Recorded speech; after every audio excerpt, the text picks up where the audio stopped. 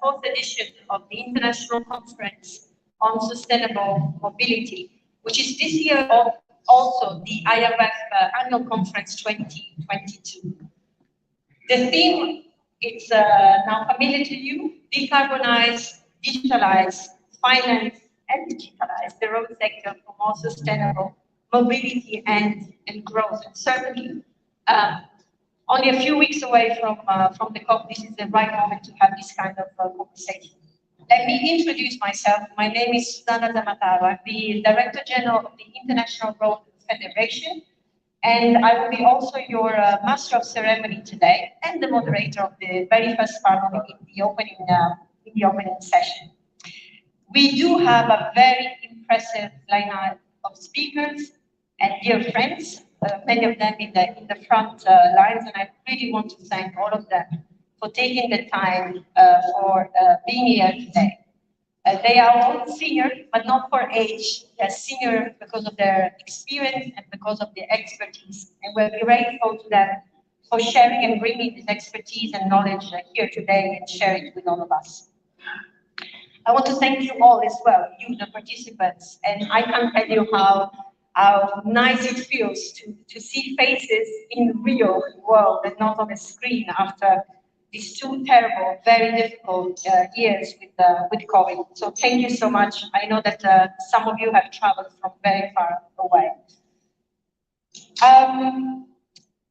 We have a very dense program, so I will ask everyone to try and keep within time.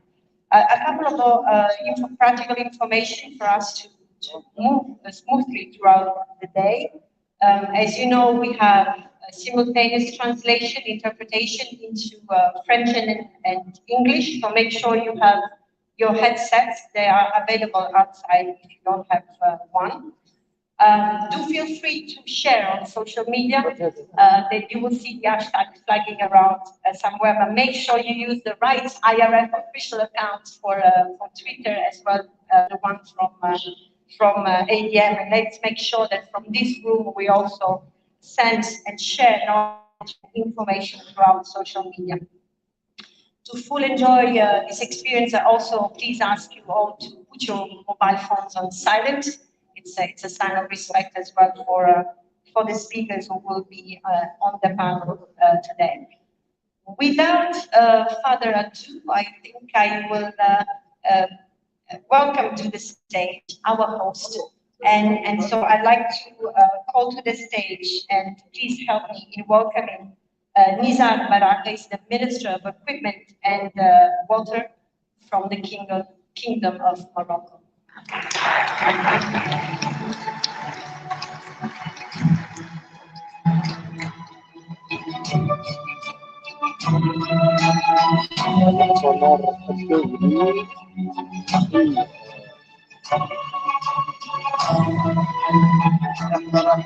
المستدام كلمة السيد President of the Economic, Social and Environmental Council, ladies and gentlemen, presidents of international and national federations and associations, ladies and gentlemen, representatives of international organizations, ladies and gentlemen, chief executives, ladies and gentlemen, representatives of the media, ladies and gentlemen, panelists, Mr. General Director of the National Highway Company of Morocco and President of the International Road Federation, ladies and gentlemen, honorable attendees.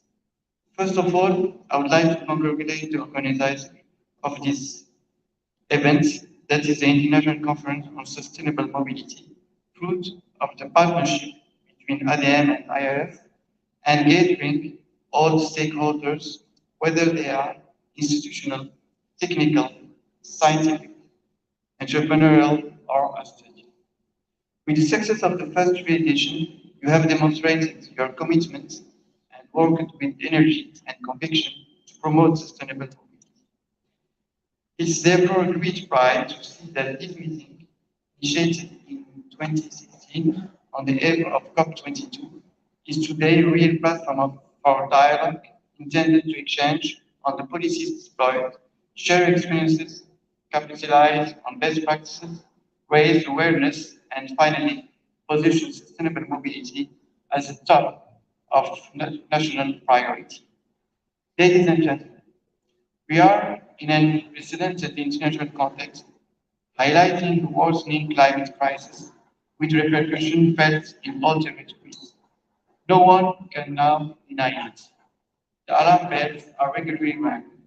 For example, latest IPCC reports announced that the Paris Agreement will not be achieved, unless strong, rapid, and sustainable policies and action are taken to reduce CO2 and methane emission, as well as other greenhouse gases. Indeed, while the Paris Agreement sets the objective of keeping the global temperature increase below 2 degrees Celsius or even 1.5 degrees Celsius, the UN announced that the global temperature has already increased by 1.1 degrees and that despite the effort made, we will reach a temperature increase of 2.7 degrees, which would of course be fatal, implying irreversible climate effects. This is also what our Sovereign His Majesty Mohammed VI recalled in his speech at the COP26. I quote, "In the wake of successive reports on climate change, one thing is clear to all. The darkest scenarios paint the bitter reality of humanity called upon to choose between the perilous temptation of abandoning itself to self-destructive complacency and the sincere and determined to engage without delay in practical measures likely to induce real change in the current paradigm that has proven ineffective." End of quote. We are therefore at a turning point where it is urgent to decarbonize the world economy and thus reduce greenhouse gas emissions by half by 2030 and between 63 and by 2050. The challenge is global and engage all nations and all sectors with gravity and responsibility. Ladies and gentlemen, we are gathered here today for the fourth edition of the International Conference on Sustainable Mobility, with the theme resolutely turned toward action, that of decarbonize, finance, and digitize road sector for sustainable mobility. Ladies and gentlemen, the transport sector is the second largest emitter of greenhouse gases, just after electricity production on an international scale. Transport is responsible for a quarter of greenhouse gas emissions, 3/4 of which are attributed to road transport. Based on this observation, the European Commission has already set the objective of eliminating thermal vehicles from its territory by 2050, especially by banning the sale of new fossil fuel vehicles as early as 2035. At the same time, in recent years, we have seen the sector being enriched with solutions for the circular economy, electrification, alternative fuels, with green hydrogen, biogas, car sharing services, carpooling. All these solutions and many others are likely to transform the landscape. They represent real opportunities for decarbonization, but also constitute major challenges affecting infrastructure, uses, regulations, and requiring the development of new value chains. Ladies and gentlemen, Morocco's commitment is multidimensional in the face of the climate emergency. At the international level, the Kingdom has raised its level of ambition, already high initially, to a conditional greenhouse gas reduction target of 45.5% and an unconditional target of 18.3%. The national determined contribution, the NDCs, include 61 measures with a total budget of nearly $40 billion, 22 of which are conditional on international financing support.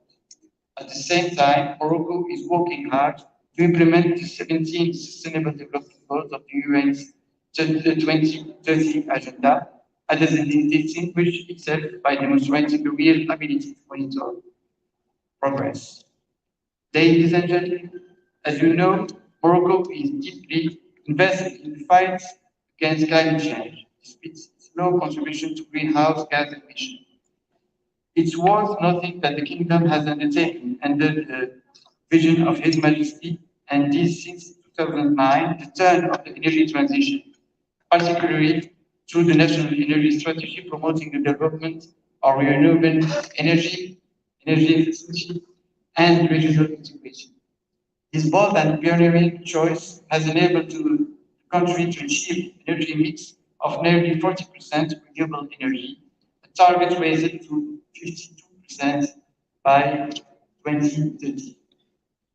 Moreover, the Kingdom intends to consolidate its position as a regional leader in competitive green energy by 2035, after conducting a major national consultation, which resulted in a new development model, whose results underline strong will for Morocco to ensure itself in an inclusive green economy that brings opportunities and growth and positions electric mobility and alternative mobility as geostrategic priorities. Based on the guidelines of the new development model, as well as of Paris Agreement, Morocco has developed a long-term low-carbon strategy published in October 2021, which aims at 40% of renewable energy in total energy consumption, and which set up the electrification of users, the digital transition, the investment in development of new low-carbon transport infrastructure, and the integration of green hydrogen for the decarbonization of transport as strategic development axis. Ladies and gentlemen, before launching the debates and giving the floor to our eminent speakers, allow me to conclude my speech on a positive note by sharing with you a key figure that of 12 million jobs in the renewable energy sector worldwide, translating into a net increase of 700,000 new jobs created in 2021. This is also the purpose of the decarbonization and more broadly the energy transition. And this is the bet we are taking for our country. And now it's time to wish you fruitful exchanges and debates, a pleasant stay in this beautiful city of Marrakesh, and to thank you for your kind attention. Thank you very much.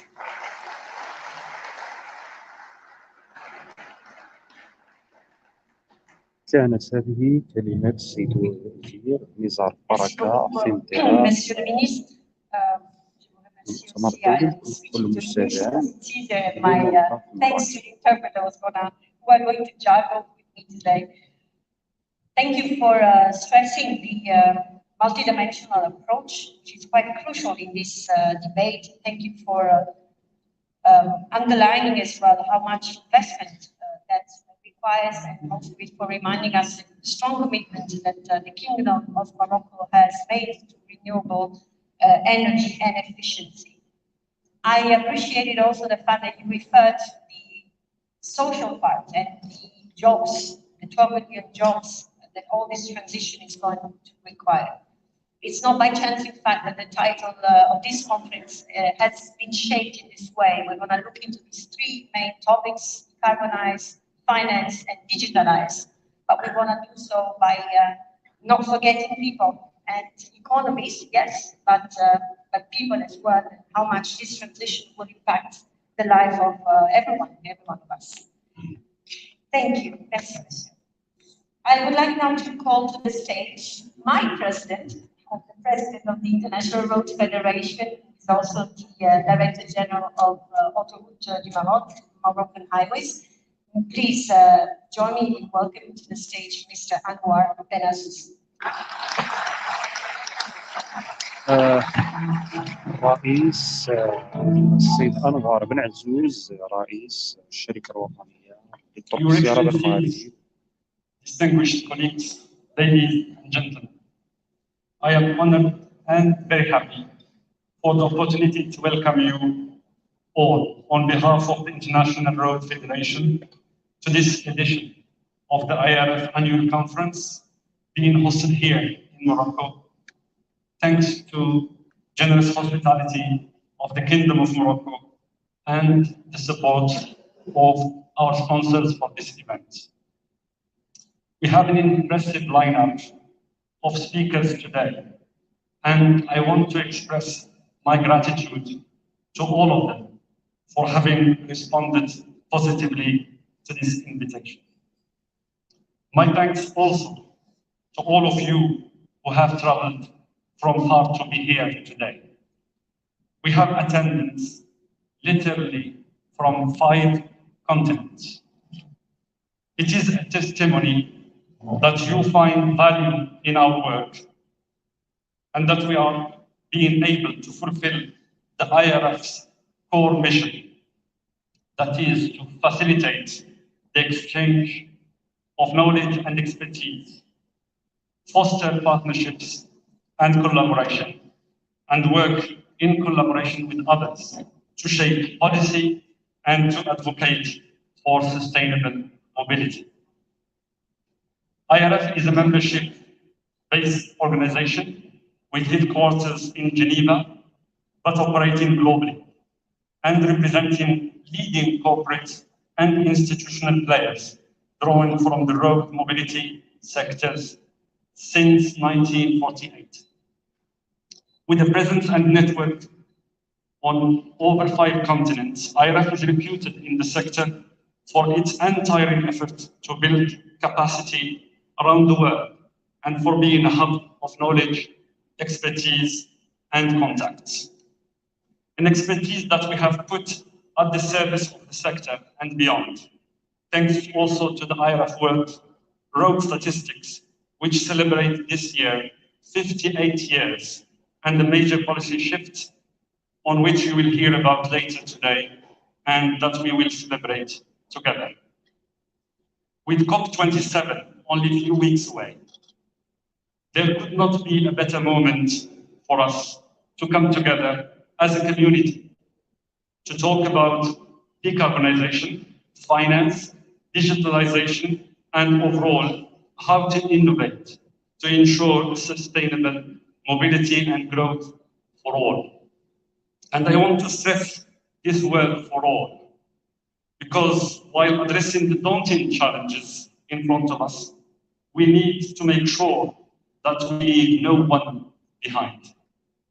And this will require a much higher level of concerted action than that we have been able to stage so far. Because siloed approaches could hamper rather than support the development of a mobility that is inclusive and sustainable for all. We need to learn system thinking. We need to build true partnerships to deliver on these critical issues. Faithful to our mission of enablers, when it comes to partnerships, we have convened today to this gathering other leading organizations from our sector. ASECA, the European Association of Tollway Operations, IRU, the International Road Transport Union, ITA, International Tunneling Association, Ertico ITS Europe, IBTTA, International Bridge Tunneling and Turnpike Association in the USA, ERF, the European Road Federation, IRAP, the International Road Assessment Program.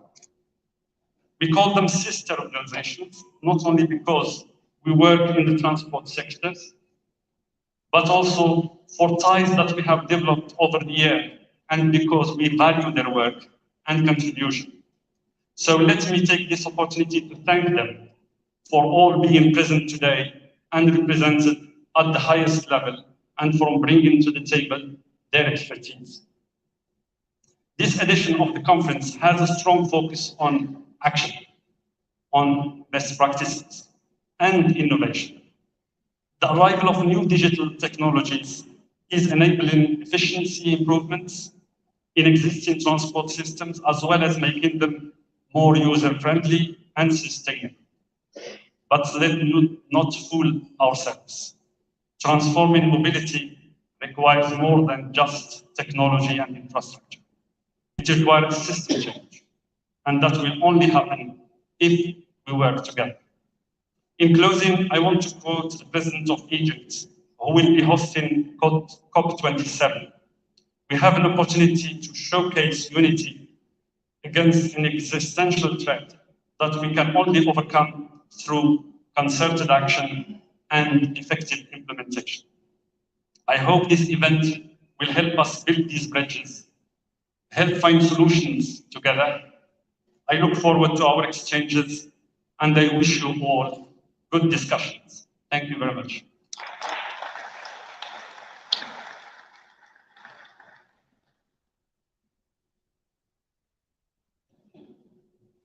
System thinking, partnerships, action, and innovation for the keywords I've captured from this speech, and I can reassure you we're going to go back to this quite a bit throughout the conversation today. Now, let me please welcome to the stage Ahmed Reda Shami. Is the president of the Economic, Social, and Environmental Council here in الآن مع Morocco. كلمات Thank you. أحمد رضا الشاوي رئيس مجلس الاقتصادات الصناعي والبيئي المغربي دائما في إطار المؤتمر الدولي. Morning. I hope that you had a great trip coming here. I'm not hearing any answer, so it means that it was great. Just trying to make sure that my computer works.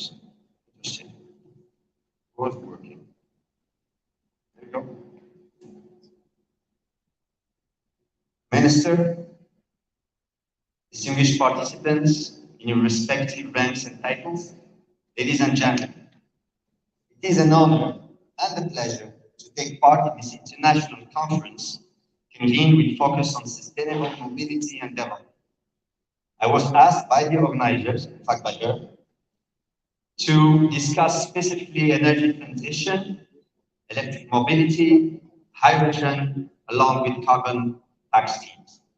As a strategic and priority project, the energy transition will contribute significantly to Morocco's economic, social, and environmental development by accelerating the development of renewable energies and energy efficiency.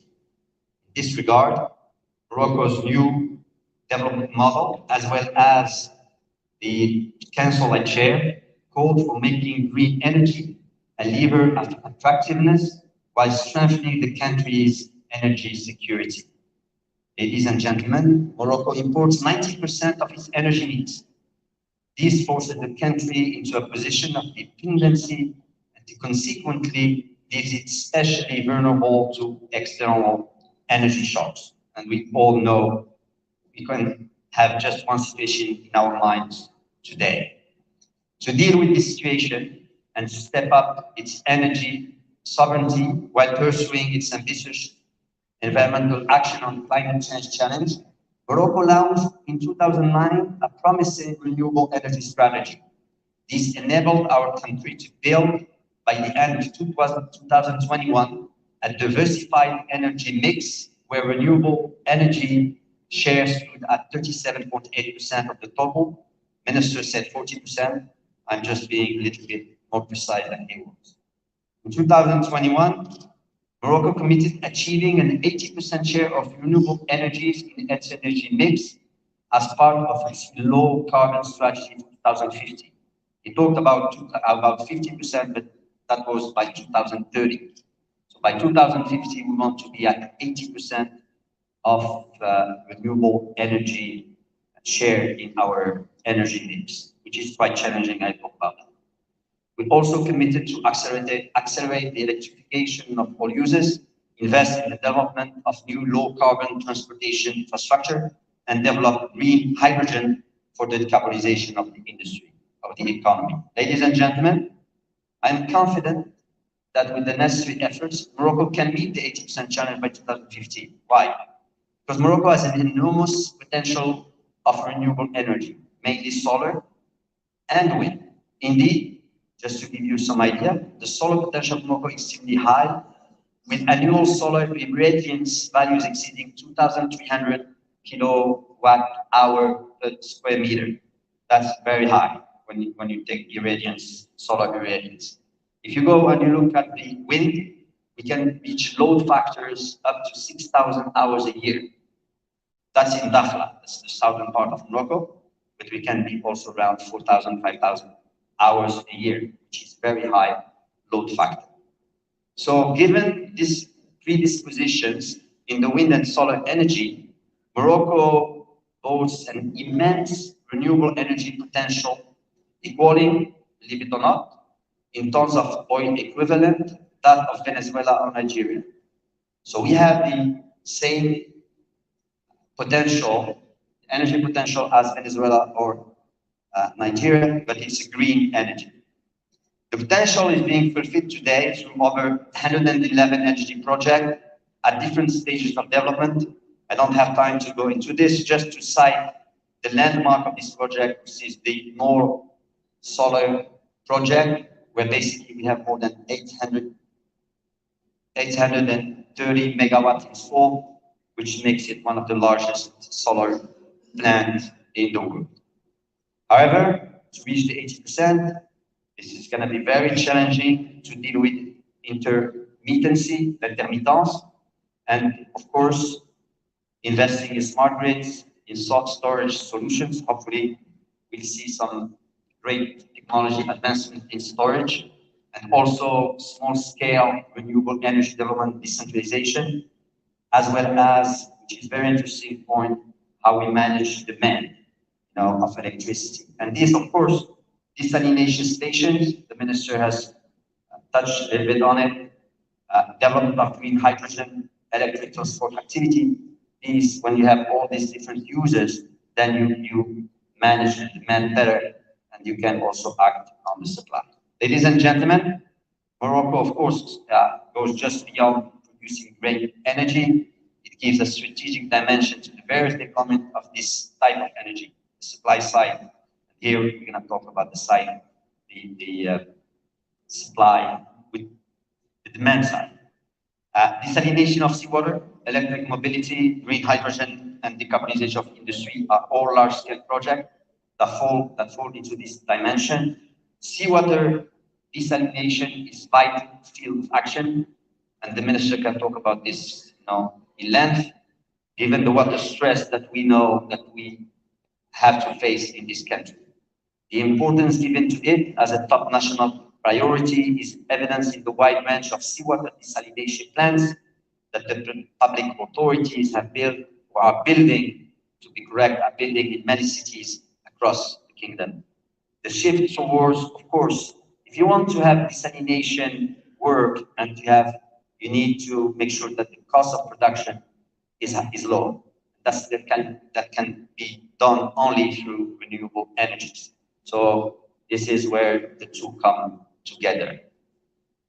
Concerning electric mobility, our country has made undeniably significant progress in the development of modern infrastructure, as well as in terms of modes of transport, including sustainable ones, as evidenced in a number of its projects, including the LGV, the high-speed rail lines, the tramways, and electrical high-speed busways.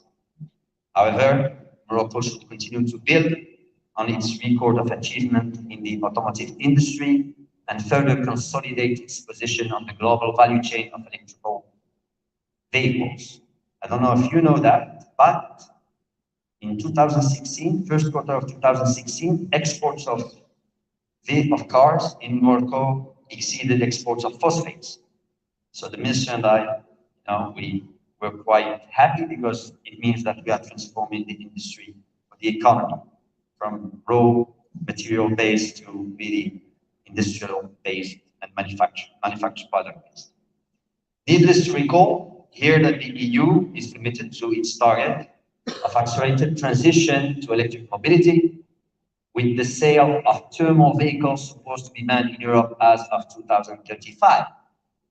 This is just a major paradigm shift.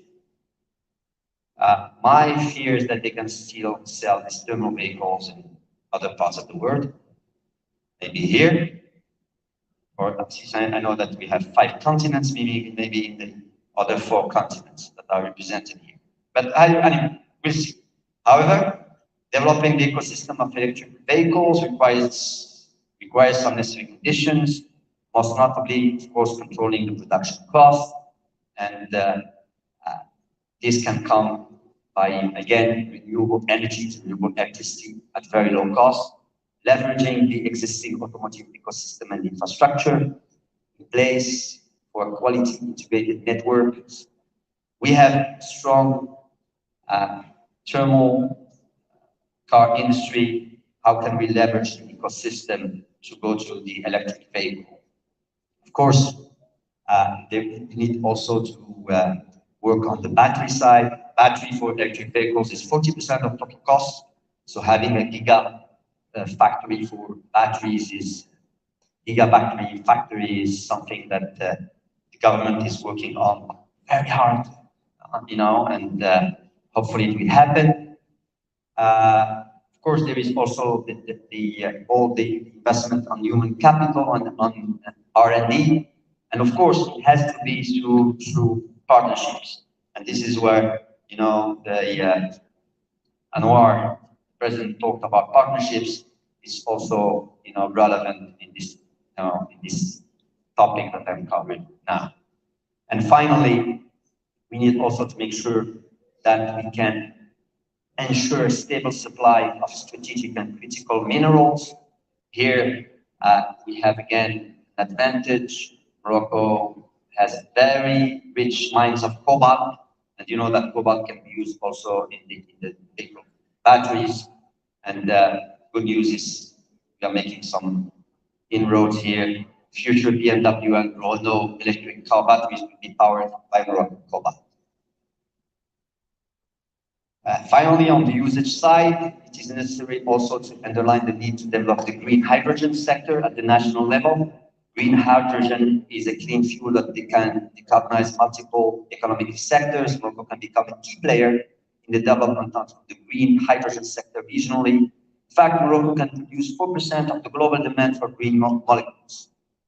In its Power to X roadmap, the World Energy Council has identified Morocco as one of the 6 countries in the world with a strong potential for the production and export of hydrogen and green derivatives. And of course, can HQ, it can have ammonia also can be exported by adding azote. Realizing the full potential of this opportunity and with the view to develop a competitive green hydrogen sector, Morocco has set out an ambitious green hydrogen roadmap. We have a number of green hydrogen pilot projects going on as we speak. There is a cluster that is called the Hydrogen Cluster, Green HQ, which brings together partners from the public sector, but also from the private sector, including, for example, Engie from France, Siemens Energy from Germany, and many others. Achieving the goal or achieving this ambitious goal to become a key player in hydrogen requires one thing, making sure that the cost of the kilo of hydrogen goes as low as $2 per kilo. We are talking about $4 today. If you want to go to $2, it's a huge challenge. But again, we have a lot of wind, solar. If we seize the opportunity nicely, the cost of producing this kilowatt hour of electricity can go as low as 20 cents, 25 cents, of demand. So that makes it, again, then I have some heads here that know this topic much better than I do. The shift in the use pattern also calls for a decarbonization of national industry, both to meet the climate agenda and to comply with European Union regulations, which account for 65% of exports, namely the tax on carbon. And they have announced that they will have a tax by 2023 up to 2025. They will deploy it. No economic sanctions at that time, just to test the system. They will focus on 4 sectors, cement, 4 others, steel, and 2 others. And then they might generalize it by 2025, meaning what? Meaning that if we sell 65% of our exports to Europe, we better make sure that our exports are decarbonized, the products are decarbonized. And how do you do that? Well, again, Morocco, good news is Morocco government has some good strategies. We'll see how they are deployed on the field, but at least I know that the Minister of Industry is working on making sure that the companies in Morocco are really making taking actions to make sure that they will decarbonize their products by 2023. So how do we do that? Well, of course, if you give renewable electricity to companies, then they are by construction decarbonizing their product. There is a good news. We have a law that allowed before only what we call the high tensions, which is, for example, the cement companies buy from an independent power producer electricity. Now that law is permitting going to the medium voltage, meaning that any industry operating can buy from these independent power producers. That, by the way, we are encouraging to come to Morocco. The thing is, government, the state doesn't want to produce electricity. It should be produced by independent power producers. That's really the main strategy focus. The other thing is that we can supply green electricity to industrial zones. We can provide financial support for energy efficiency projects. Hopefully, we see some huge advance there. We can also, there is also a product, in fact, it's a program that's called the Tatweer Green Program for SMEs to support product development, decarbonized product development. And finally, we can have a certification program. We have a certification program. And green hydrogen can help also here. Ladies and gentlemen, that's my last topic. I'm coming back to the partnerships. This can be done only with partners. And of course, we are committed to play a key role in the field of renewable energy in the region.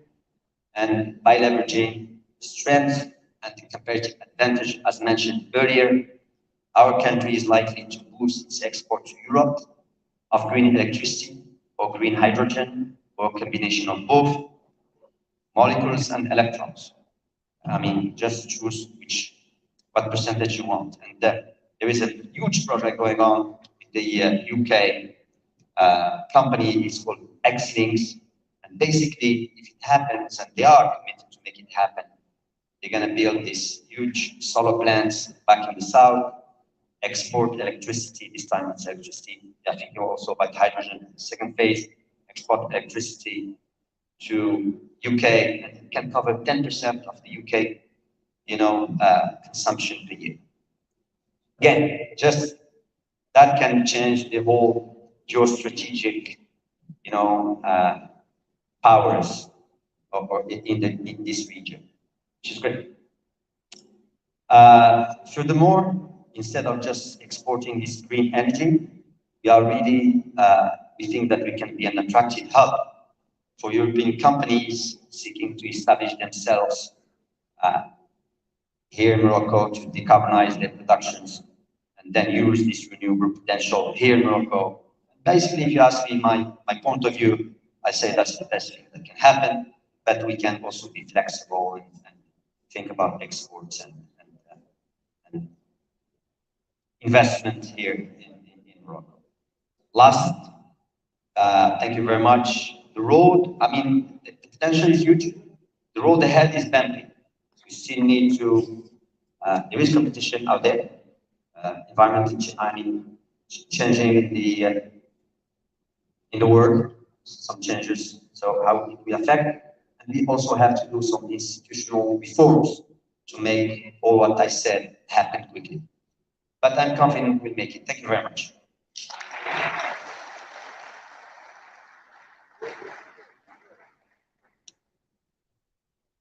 Merci, Monsieur Chamil. I was right in my choice.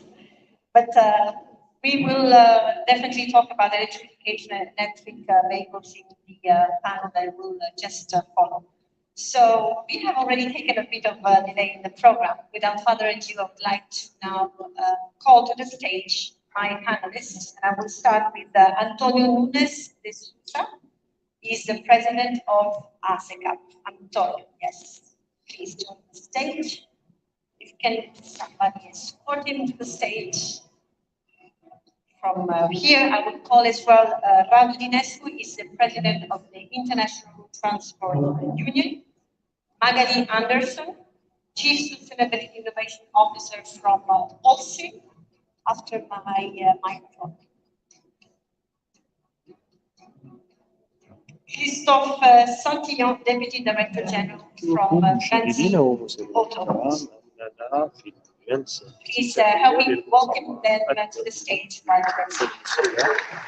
الذي ينظم بالمغرب من قبل الشركة الوطنية للطرق السيارة تحت شعار إزالة الكربون عن قطاع الطرق وتمويله ورقمنته من أجل التنقل والتنمية المستدامة. Thank you very much. Welcome to all of you. There's so much on our dish now, and we have to cover all this in 40 minutes. The previous speakers have set the stage for us, and so it's my task now to try and navigate you through this conversation and try to make sure that we get all the expertise that relies in your hands. With all what has been said, I don't need to make any introduction to this session. I will go straight to the point, and I will turn to my dear fellow on the left, the infrastructure people, the tollway operators, the concessionaires, with a very simple, straightforward question. How that all this debate, all this scenario, and quite a daunting scenario has been painted right now, translates and affects your work as tollway operators, and especially when it comes to decarbonization. Thank you, Susanna. Before I answer your question, good morning, everyone. It's very good to be back to this lovely city of Marrakech, participating in this important conference. And first, I would like to thank sincerely to our host, the IRF President and Director General of Autoroute du Maroc, Anwar Ben Azouz, for this kind invitation to ASECAP and the opportunity to speak on this opening ceremony. I recall with satisfaction that our two associations are bringing together with very strong bonds of cooperation based on common beliefs and thoughts that tolling is an efficient tool to finance, build, operate, manage, and improve road infrastructure in benefit of the road users, the citizens, and why not the countries. So ASECAP members operate more than 82,000 kilometers of tolled roads and tolled motorways, financed thanks to the user pay principle across 19 countries in Europe, totalizing 128 companies, public and private, not only private companies, with 44,000 people working to provide safe mobility services. It is a great honor and satisfaction having Autoroute du Maroc as an associate member of ASECAP.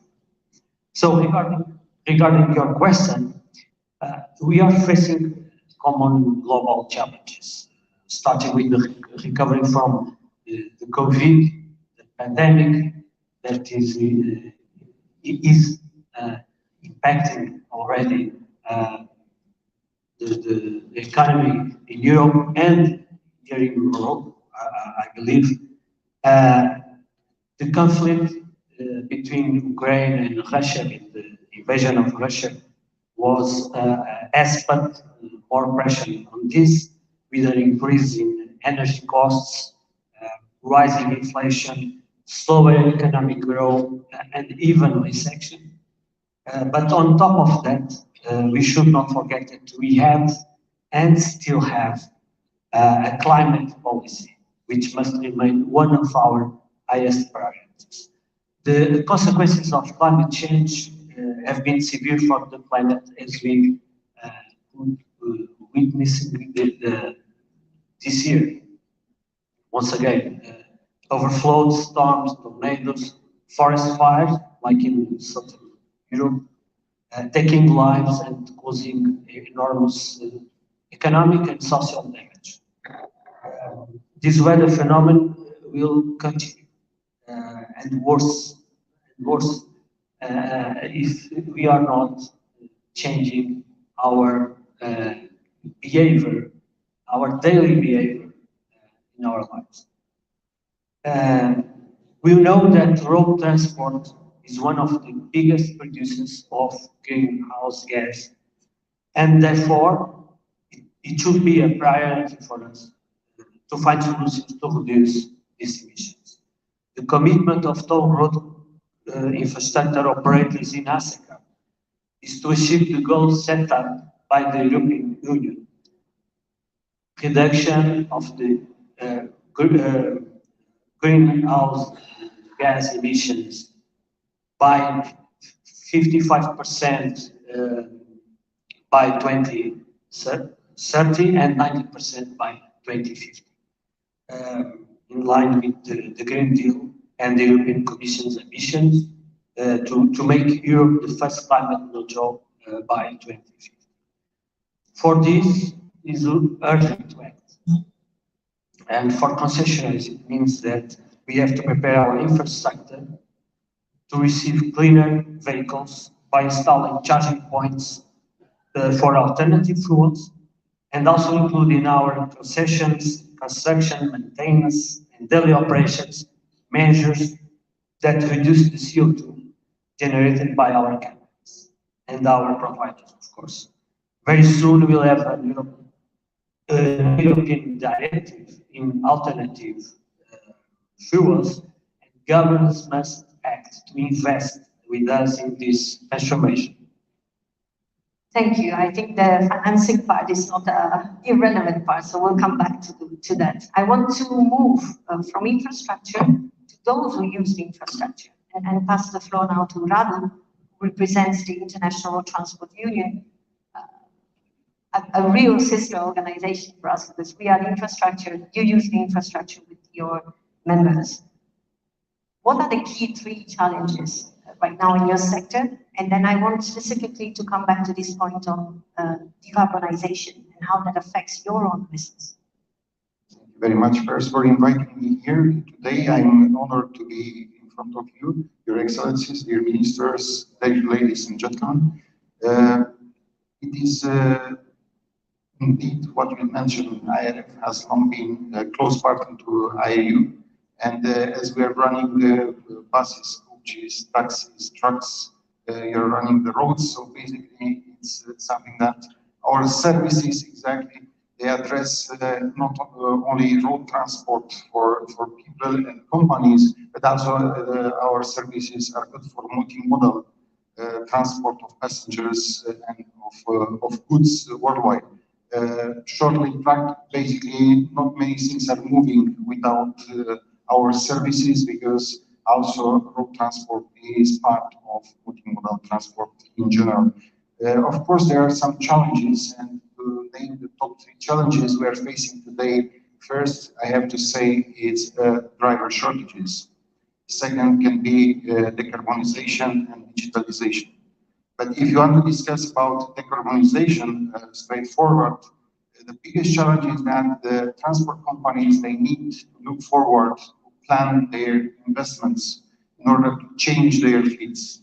And that has to be done in a very predictable manner, because they have to know when they will be able to buy some vehicles available, what kind of vehicles will be available, and if they will be able to operate them in a sustainable way from economic point of view. So they have to know exactly when and what type of vehicles, trucks, buses, coaches will be available on the market. But as an industry, as IAU, we propose to have a green compact, which is basically a charter to decarbonize industry. It's a collective roadmap to decarbonize the industry. And as there's no one silver bullet to decarbonize the road transport, this green compact has like 5 pillars.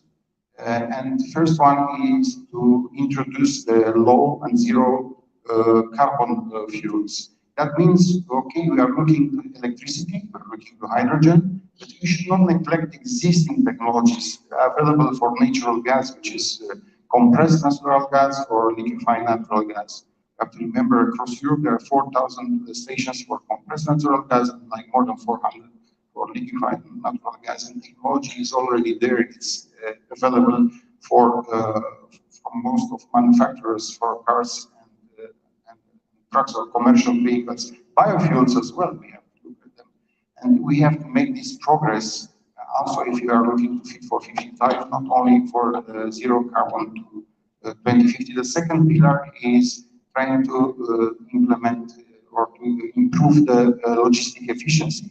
And when we are looking to this, we are looking to carry more goods with less number of vehicles, and we call the eco trucks. 2 eco trucks basically will be able to carry the load of 3 traditional standard trucks in Europe. And of course, this can bring a serious contribution to decarbonization up to 30%. First pillar can bring with low and zero carbon fuels up to 40% contribution. The third pillar will be also to have collective passenger transport by road.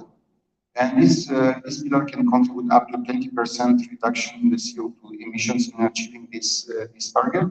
The fourth pillar is improving technologies for the vehicles. We are talking about sometimes small things, but with significant impact. Low rolling resistant tires or some aerodynamics elements for the vehicles, and all this can contribute up to 10% in the reduction of CO2 emissions. And last but not the least is training the drivers, because they and educating them to drive vehicles in a sustainable way.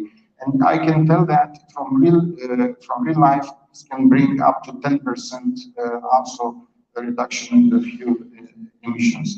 But this is a partnership also with public authorities in various countries. And of course, the good thing is we have a quite great flexibility for regions and countries.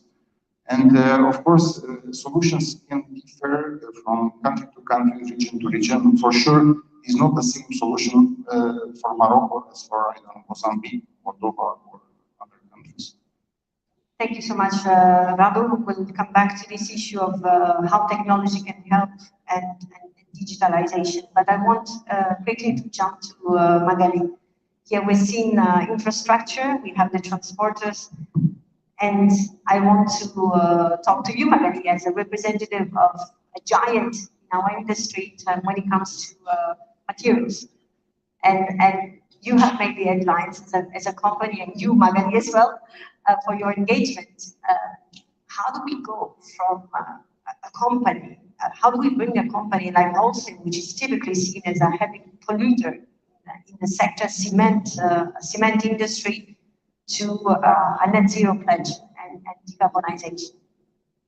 Thank you, Susanna, and good morning, everybody. It's really a great honor to be here today in such distinguished panel and audience. So I'm so happy to be back. It's always a pleasure to come here to Morocco. So, well, you called us the big emitter, so let me rephrase that. Some people call us hard to abate sector, but I would also rephrase that into what I would call a world of opportunities sector, because that's exactly the sectors who are the big emitters, and we heard just before a lot of numbers, so I'm not going to kill you with more numbers now, but it's because we are emitting so much that we have incredible opportunities to entirely rethink the way we do things. So it's not just doing incremental change, it's really how do we change the business model, how do we change the way we build things. So, but to answer your question about the net zero pledge, so we embarked in that 2 years ago where we committed to net zero. But what we did since, which is more important than the commitment to net zero, is we had our entire pathway validated by an organization called SBTI, Science Based Targets Initiative, which really shows that what we are committing in terms of not just we will be at zero in 2050 and we might start working in 2045, that the full pathway, including our 2030 targets, etc., is consistent with our ambition. And that will require work on sorry, I will use a couple of technical words, but what we call is the famous Scope 1 and Scope 2, so Scope 1 being our own emission, and that's for the building material sector a huge part, it's about 75%. That means using, we mentioned earlier, alternative fuels, using byproducts from other industries, etc. We love waste. We are a huge waste recycling company. Some people say we are a waste recycling company that makes cement as a byproduct, and I actually love that definition because we used 54 million tons of waste last year, and we have a target of 100 million tons of waste by 2030. So there's a lot of work on our Scope 1, a lot of work on our Scope 2, which is the energy we use, but that's relatively little. And the famous Scope 3, and maybe I will take 2 seconds on that because of what Radu just said, that's the rest of our value chain. In our case, we do a lot of transportation of our products. People don't necessarily think of Holcim as a transportation company, as we don't think of us as a waste company. But we do almost 2 billion kilometers per year with our trucks. And we were the first one in the sector to take commitment to reduce that.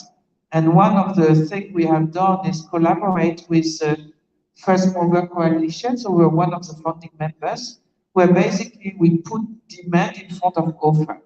So someone like us who are using a huge amount of trucks are committing that by 2030, every third truck we will buy will be low carbon. So we will rely on other people to provide it to us. But by making that commitment, we give the transporters enough confidence that they can invest so that they will answer those commitments. So I don't know if that answers your question. Absolutely, Magali, and I'm playing the evil's advocate here. I remember sitting once on a plane going to COP, and people are saying, "Oh, you're the bad guys," you know. No, we are a world of opportunities, in fact, and this event is exactly focused on that. Not general talking, but we're here to bring solutions and to show to the world that there's plenty of solutions in our sector. And as you have seen in the 3 first introductions, and that we have just heard how we are all connected to each other. I will ask the indulgence of Christophe for a few moments. I will come back to you. I want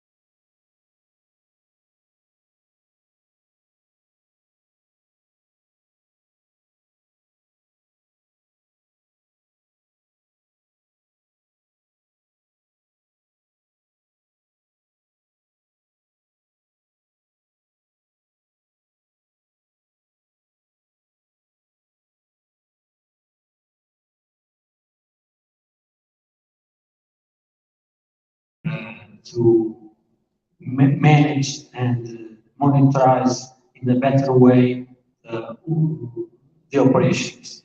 This is important also for the carbonization in our companies. because with that we can also relieve a very quantity of emissions. And I think it's, but for that we need public policies. We need to understand what the governments want to do about that. I hear you. So you want certainty on the future for you to be able to step in and make those investments, of course. I fully understand that. Ram, you were mentioning a couple of things before. You made reference to logistics, to freight, to the importance of ameliorating efficiency in that respect, but then we get to a border and what happens? Exactly. When it comes to digitalization, I think it's absolutely important to work close with the governments to accelerate the pace of digitalization. Here we appreciate that Morocco is playing a key role, as Morocco hosted recently a webinar with 18 countries and with the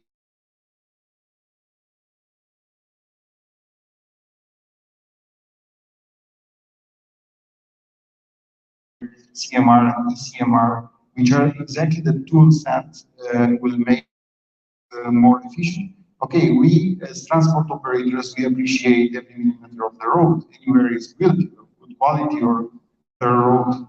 But as you said, if you go to the border crossing point, and there you spend 40% of the time necessary to perform a transport operation, sometimes even the drivers, they don't know what they are. Are they drivers, professional drivers, or are they the guardians of the trucks or of the vehicles? And I think in order to put in value this hard infrastructure, which are requiring a lot of investments, and to make them efficient, it's necessary to turn the processes and to digitalize them. And I think here we can contribute with tier convention like e-tier, which can be used also in Morocco. Morocco is a member of tier, and to promote and to boost trade across Africa in the region. If Morocco, Maghreb, and Africa will use tier and e-tier, there are some surveys from African Union that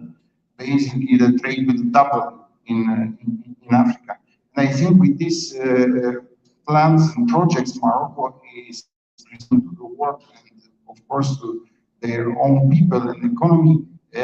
Morocco has a great potential to be quite a significant hub for trade and using technologies, latest technologies here to connect Europe with Africa, but also with Middle East. I think there are great perspectives. And we do look at Morocco as the example for Africa, but also beyond. I was fascinated by the intervention of Mr. Shari. In fact, on that potential, it is actually there for you to lead and even beyond Africa. I want to turn back to Magali again now.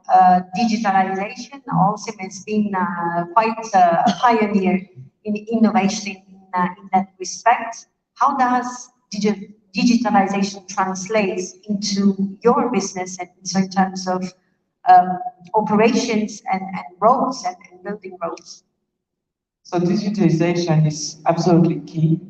And I could give you millions of examples. I could talk about how we do plans of tomorrow where we're going to fully increase the efficiency of our plants.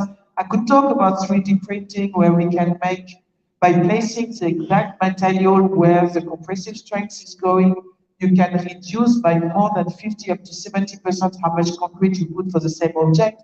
All of this would be super interesting, but what you really want to hear about, I guess, is about road and transportation. So I will just dive into two examples.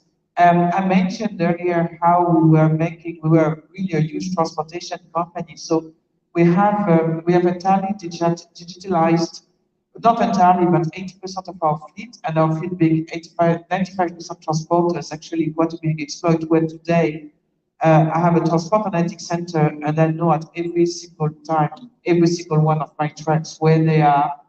And that is a huge component for decarbonization because that's how we can optimize roads, we can change trucks, we can decide where to invest into greener trucks, etc. So that's something we put in place some years ago, is now working quite well. And the other example, which I'm actually not going to explain right now because we have a session after, it's about ORIS, and it's about how do we design roads better, how do we use digitalization to design roads better, to find the resources, to go lower CO2. But if I go any further, my colleague over there, Nicolas, who's going to talk later, will be mad at me because I will be killing his speech. But just to say that there's several angles of digitalization which are really have become for us very central to our business model. Thank you. A été très patient avec nous. Je me retourne au français. Je vais vous passer la parole maintenant parce que je connais bien le travail de Vinci et justement, je voulais vous donner le temps de présenter certaines des solutions en fait qui sont un peu la synthèse de tout ce qu'on vient discuter là. For the speakers, you have a headset for the translation. Je pense que vous allez parler en français. Oui, oui, tout à fait. Merci tout d'abord, Susanna, et merci, Monsieur le Ministre et Monsieur le Président, de nous accueillir aussi formidablement. Et merci aussi à Anouar, président de l'IRF et président et à la tête de l'ADN, de nous accueillir au Maroc avec une organisation qui est effectivement extrêmement impressionnante. 2022 aura été, je pense, en France, une année qui aura marqué les esprits, puisqu'elle aura quelque part concrétisé pour tous les Français les conséquences du changement climatique. Nous avons connu des gels, nous avons connu des inondations, nous avons connu des tempêtes, nous avons connu des sécheresses, des incendies. Et tout ça, c'est la concrétisation de ce qui nous attend. Et tout ça, ça montre à quel point, effectivement, le changement climatique, c'est l'affaire de tous et c'est une urgence à traiter. En France, Monsieur le Ministre, Monsieur le Président, vous l'indiquiez, en France, on est encore un peu plus un cran en avance, si je puis dire, sur l'importance des transports dans les gaz à effet de serre. Le secteur émet 30%. C'est devenu le secteur le plus émetteur en France. Et c'est celui qui ne réduit pas. Et donc, on a un enjeu absolument crucial à faire en sorte que la décarbonisation de l'économie française elle se traduise par une décarbonisation des transports. Et en France, encore plus peut-être que dans d'autres pays, 85% des déplacements quotidiens passent par la route. 95% des émissions de gaz à effet de serre de transport viennent de la route. Donc, décarboner l'économie, c'est décarboner la mobilité routière. Et c'est l'enjeu qu'on se fixe. Comme dit notre président Xavier Huillard, on est une part du problème, on doit être une part de la solution et proposer des solutions. Trois stations pour cela. La première que vous voyez à l'écran, pour une autoroute, c'est un petit peu statique. C'est ce qu'on appelle la plateforme d'échange multimodal, un nom un peu compliqué, de Longvilliers. Nous sommes à 35 km au sud de Paris. Et ce qui a été construit et mis en service à la fin de l'année 2020, pour le compte de notre contrat, c'est ce parking. Il vise à quoi? À changer les comportements, parce que c'est une des manières de décarboner. Les gens qui viennent ici, sur ce parking qui est accolé à l'autoroute, ils viennent pour faire du covoiturage, ou ils viennent dans le bâtiment que vous voyez au fond, pour prendre des bus. Et ça, c'est pour intensifier les usages de l'autoroute et pour participer à la sobriété qui est absolument indispensable. Sur ce parking, il y a également des bornes et de recharge électrique et on est en train de multiplier, puisque la demande est là. Sur cette deuxième image, on illustre dans quelques mois, dans quelques années, à quoi ressemblera une aire de service sur autoroute où on aura complètement concrétisé le basculement de la voiture au véhicule électrique. C'est pas une vision totalement trop futuriste, c'est pas de la science-fiction, c'est la réalité. Dans nos calculs, quand nous regardons comment le parc de voitures évolue, il évolue plus vite que toutes les prévisions qui étaient faites jusqu'à présent, on se rend compte qu'une aire de service d'autoroute qui doit permettre de recharger, elle comportera 100 à 150 bornes de recharge dans les grosses aires chez nous, qui sont plus grandes. Pourquoi on fait ça? Parce qu'aujourd'hui, vous faites le plein en 3 minutes. Demain, vous rechargez votre véhicule électrique en 20 à 30 minutes. Ça veut dire que là où vous avez aujourd'hui 6 stations pompes, vous devrez avoir ce nombre absolument considérable de places. Ces places prennent plus de largeur, et donc il faut complètement reconstruire l'aire. Et puis, ça veut dire qu'en termes de puissance, chacune de ces bandes, ce sont des bandes rapides. On ne prend pas l'autoroute pour attendre 1 heure, 1 heure et demie que le véhicule recharge. Chacune de ces bandes fait au moins 150 kW. Ce qui veut dire que les aires de service importantes chez nous, elles vont nécessiter d'apporter autant d'énergie pour un aéroport. Et ça, des aires de service, on en a tous les 50 km. C'est indispensable parce que c'est lié à la faible autonomie des véhicules électriques. Et ça veut dire qu'il faut apporter l'équivalent d'une alimentation d'aéroport 170 fois sur notre réseau autoroutier, 300 fois. C'est un investissement important et on est en train de rééquiper en électricité d'une autre manière nos pays et nos infrastructures. Et c'est ça le challenge qu'on a à faire en assurant qu'on ait un réseau dense, pour pas que les gens tombent en panne, disponible de qualité, qui soit pas trop cher, parce que sinon les véhicules ne prendront pas, et qui soit durable dans le temps. Et là-dessus, on a effectivement à la fois un challenge industriel et un challenge de financement à relever. Si on se projette encore un cran plus loin, demain, on arrive à une vision un peu plus futuriste et un peu plus holistique, si je puis dire, où on doit traiter toutes les dimensions. La route est consommatrice d'énergie, et nos clients en ont besoin. C'est un besoin social, c'est un besoin économique, et la route peut et doit être aussi une source de production d'énergie renouvelable. C'est ce qu'on a illustré avec des panneaux solaires sur les surfaces qui sont disponibles, avec notre système de recharge, et puis aussi pour les véhicules lourds, on est en train de réfléchir à quelle est la bonne solution. On l'évoquait, il y a de l'hydrogène, et ce sera certainement une partie de la réponse. Il y aura de l'électrique, et la question qu'on se pose, c'est comment fournir cette électricité. Je vous ai parlé déjà des enjeux pour les seules voitures, à apporter l'équivalent de l'électricité d'un aéroport pour les seules voitures. On multiplie par 2 ou par 3 si tous les camions basculent à la batterie. Et c'est pour ça qu'on parle d'autoroute électrique, qu'on va tester dès l'année prochaine pour voir si on est capable d'alimenter, voire de recharger des camions directement à partir de l'infrastructure. On a aussi des sujets environnementaux qui sont illustrés, c'est-à-dire que l'autoroute doit s'intégrer plus. On a ce qu'on appelle un couloir de continuité écologique. On doit traiter la capacité de traverser les autoroutes. Ça, c'est des problèmes de sécurité, mais c'est des problèmes d'intégration dans des milieux naturels ou dans des milieux urbains. Et puis, on a aussi comment on fait en sorte de fournir un avantage à tous ceux qui densifient l'utilisation de l'autoroute. Ça veut dire des parkings de covoiturage, ça veut dire transformer des aires en aires d'arrêt de bus, ça veut dire de réserver des voies pour le covoiturage. Et puis, c'est aussi des solutions technologiques et digitales pour améliorer la qualité au service, permettre les véhicules connectés, les véhicules autonomes, et aussi aller vers le free flow. Pour nous, c'est améliorer considérablement la technologie du péage pour qu'on ait l'expérience la plus performante possible et pour faire en sorte qu'on découle les barrières et qu'on améliore la fluidité, qu'on réduit la consommation d'électricité. On n'a aucun problème d'expérience client, on n'a aucun problème de détection et qu'on est, avec l'intelligence artificielle, capable effectivement de délivrer une performance durable. Tout ça, c'est une vision, c'est des solutions qu'on a étudiées, qu'on a chiffrées. Pour 1000 km d'autoroute, il y en a pour 5 à 6 milliards d'investissements. Ça peut paraître beaucoup, mais c'est des échelles qui sont en jeu pour avoir une vision à 2035-2050. C'est faisable, mais ça suppose effectivement, comme on l'indiquait, aussi une capacité financière. C'est là où nous ne sommes pas les décideurs, nous sommes les proposeurs, nous sommes ceux qui ont conçu ça, qui savent assurer la faisabilité, y compris financière. Et ça nécessite effectivement de réfléchir à la manière dont on peut financer ça pour que, in fine, on ait une véritable mobilité durable. C'est un point fondamental. Merci beaucoup. J'ai Antonio ici qui est en train de transpirer avec tous ces milliards d'investissements. Merci beaucoup. Vous comprenez pourquoi je l'ai gardé à la fin.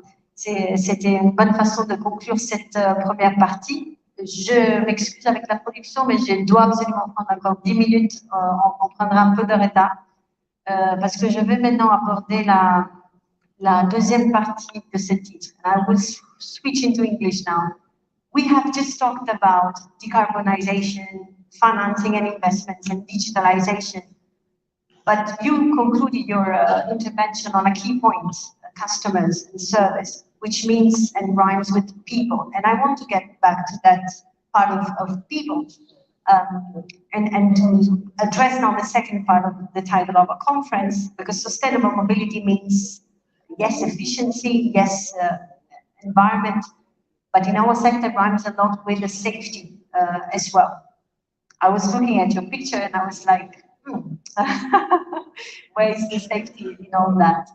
I wanted to give an opportunity to all of you to address this issue of safety and people.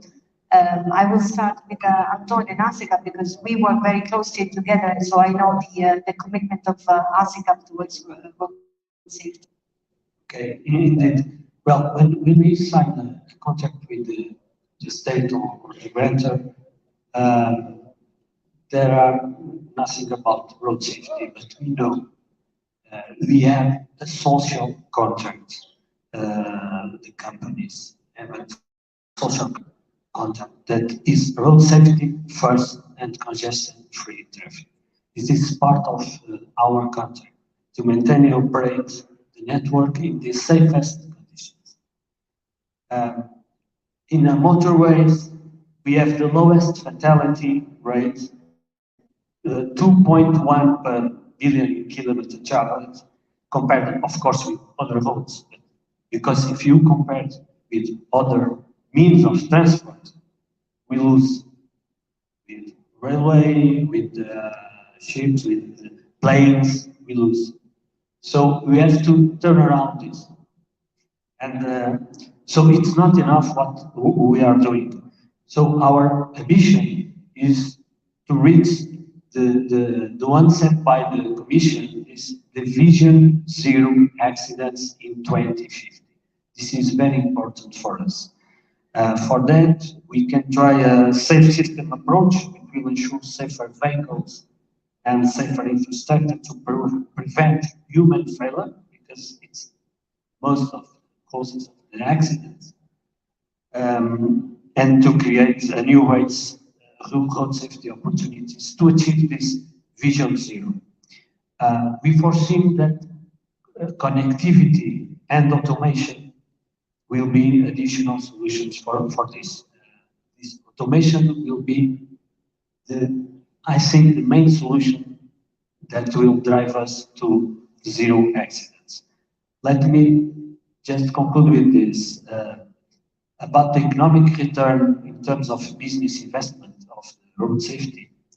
The Portuguese Agency for Road Safety recently published a study developed by ISEG. ISEG is management and economic school in Lisbon, and the study on the economic and social impact of road accidents, in which the value of the economic and social cost to the country road accidents in 2019 was estimated at 6.4 billion euros, 6.4 billion, which represents around 3% of the GDP of our country.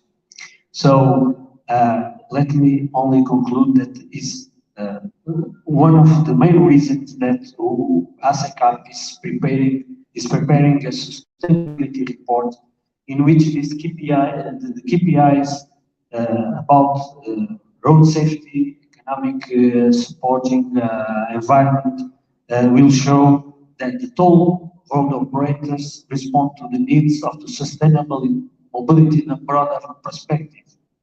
And this report will be published and presented at the ASECAP days taking place in Brussels on next month, November 24th and 25th of next month, and then we all to this meeting. Thank you. Thank you. Très très vite, je vais vite aller chez Christophe. Est-ce que c'est l'automatisation des voitures autonomes? Est-ce que c'est une vraie solution pour le problème de la sécurité routière? J'ai besoin des réponses vite. Très courtes. Deux éléments d'automatisation. Effectivement, d'ores et déjà, on doit la sécurité à nos clients. Ça veut dire qu'on doit s'organiser pour leur fournir une infrastructure sûre, mais aussi toutes les services qui les informent s'il y a le moindre problème, avec une chaîne intégrée et multicanal. C'est-à-dire que nos informations sur il y a un problème, ce sont des informations certifiées et qui sont transmises par la radio, par les applications, par Twitter, par tous les canaux que nous pouvons pour informer nos clients plus vite. Nous travaillons sur le véhicule connecté, notamment parce qu'un certain nombre d'incidents ne peuvent pas être détectés électroniquement, mais ils peuvent être perçus par l'infrastructure. Après ce virage, vous avez un problème, et c'est ce qu'on est en train d'expérimenter, notamment dans un duplex de Paris, pour fournir en temps réel cette information de sécurité qui permettra d'aller plus vite que ce qu'on est capable de faire. Le dernier point qu'on peut signaler, c'est que en France, la première cause d'accident mortel qu'on a sur nos autoroutes, c'est ce qu'on appelle l'hypovigilance. C'est-à-dire que comme les autoroutes sont parfois un peu trop rassurantes pour les conducteurs ne font plus forcément attention à ce qu'il faut, à ce qui se passe. Et donc, il faut qu'on soit en capacité, là aussi par les véhicules connectés, d'améliorer la vigilance du véhicule, si ce n'est du conducteur, pour améliorer la sécurité. I'm coming back to you. You mentioned right at the beginning as one of the key challenges, the shortage of drivers. And so there's a close connection as well between drivers' behavior, fatigue, shortage of drivers' safety. And then I will go to that lady because I think she has an answer for you on that problem. Yes, the driver shortage is present all over the world today, unfortunately. And with knock-on effects into supply chains and the wider economy. If you don't have enough drivers, you cannot move goods at the right time, in the right place. Yes, we are working on these aspects as IAU, together also with the European Commission, Europe, but also at the local level with private institutions or with governments, because the problem again is not only in Europe, it's in Argentina, in Canada, in the United States, in the Middle East, everywhere. So trying to better train the drivers and to improve the conditions for the drivers. We have more secure parking lots. We are missing a lot of parking lots, secure parking lots in Europe as well. To promote young drivers, and of course women, we are looking to this potential. Unfortunately, the number of women, I think, is quite reduced, like 3% in general. Only some exceptions in China, 5%, in the US, 8%, but otherwise the number is pretty low. Also, we are offering a lot of solutions for transport companies in order to make their life as easy as possible and to predict as much as possible their activity. And we have here in Morocco a good example of company ALSA, which is a coach operator running our which helps ALSA to better motivate their drivers and also to increase the safety and the quality of their services. And so far, already 1,200 drivers were certified here in Casablanca. So there are a lot of examples that everywhere there are some steps that can be done. But we need some solutions for now, including we are calling lowering the age to 18 years old, again, to basically returning to this age, because in Europe, until 2007 was the age to have the driving license to drive a truck. And now we are trying to convince everyone to come back, because not the age is about safety, but the training.